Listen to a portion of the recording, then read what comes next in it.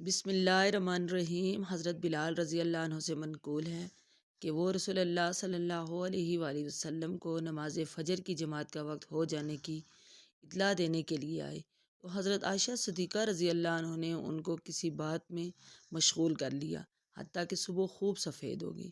پھر بلال کھڑے ہوئے اور آپ صلی اللہ علیہ وآلہ وسلم کو خبر دی اور کئی بار خبر دی، مگر رسول اللہ صلی اللہ علیہ وآلہ وسلم تشریف نہ لائے۔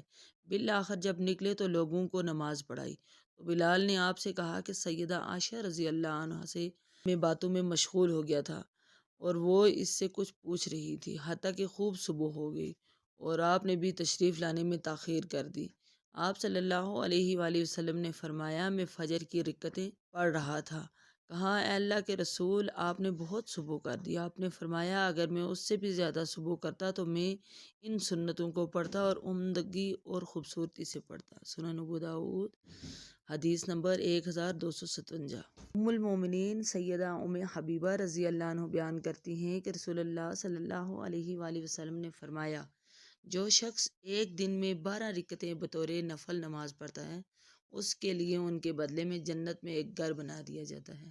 سنن ابو داؤد حدیث نمبر 1250۔